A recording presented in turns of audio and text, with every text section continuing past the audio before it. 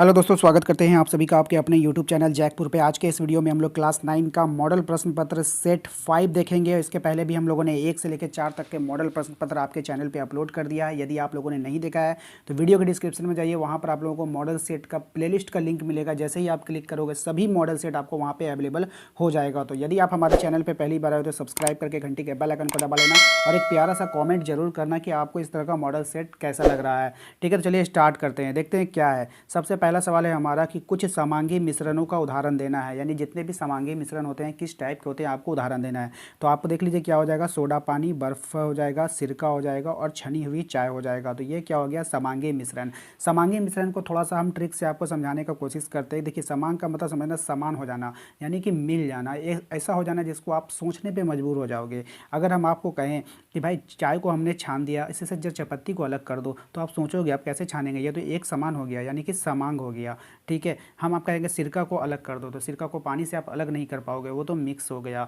हम कहेंगे बर्फ़ को पानी से अलग कर दो, तो कैसे करोगे, वो तो जम गया। ठीक है, सोडा को पानी से अलग कर दो तो कैसे करोगे, वो तो मिल गया। यानी कि जहाँ पर आप सोचने को मजबूर हो जाते हैं, जहाँ पे आपका बुद्धि काम करना बंद कर देता है, तो वो समांगी मिश्रण हो जाता है। ये ट्रिक है, ठीक है, परिभाषा नहीं है, ठीक है ना, याद रखना।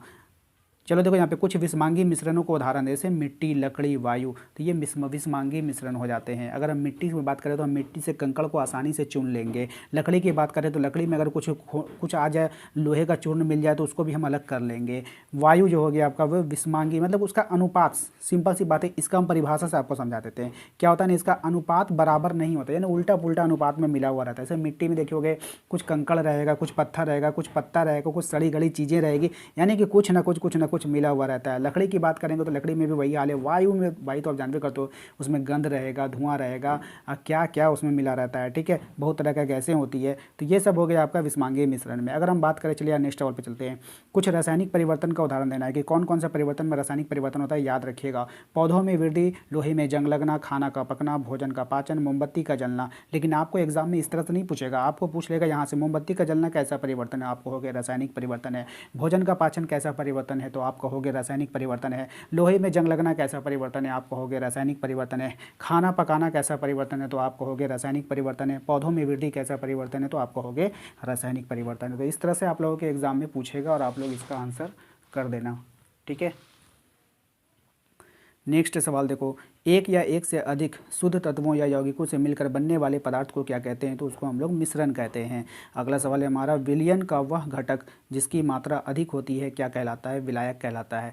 यानी कोई भी विलयन है और जिसका मात्रा अधिक होगा तो वो विलायक होगा। और उसका दूसरा पार्ट देखो, हमने यहाँ पे लिख दिया नोट, दूसरा क्या हो जाएगा, विलेय हो जाएगा। यानी जिसकी मात्रा कम होगी वो विलेय होगा और जिसकी मात्रा अधिक होगी वो विलायक हो जाएगा।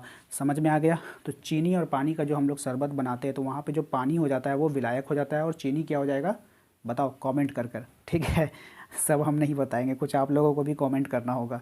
विलयन कैसा मिश्रण है, तो विलयन क्या होता है, एक समांगी मिश्रण होता है। दूध से क्रीम निकालने की विधि का प्रयोग किस विधि के द्वारा कहते हैं, तो अपकेंद्रीकरण के कारण होता है।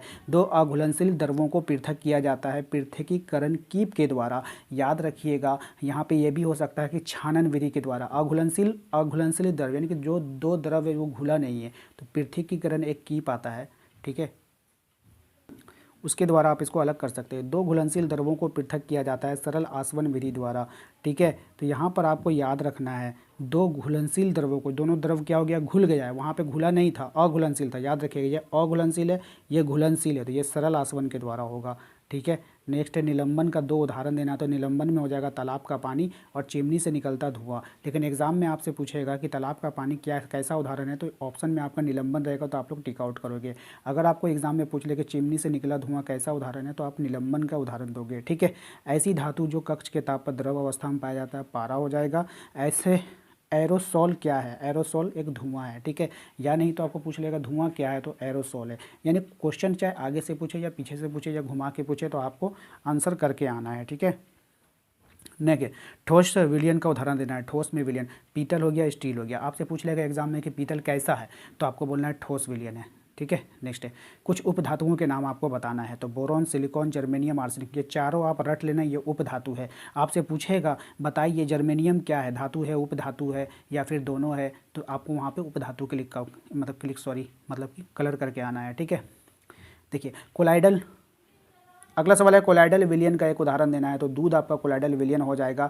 ऐसे विलय का नाम बताइए जिसकी विलयता ताप के साथ घटती है, तो हो जाएगा कार्बन डाइऑक्साइड। मोस्ट इंपॉर्टेंट है, याद रखिएगा इसको। चूने का पानी उदाहरण है विलयन का। चूने का पानी किसका उदाहरण है? विलयन का है। लिखने वाला स्याही उदाहरण है कोलाइड का, याद रखिएगा।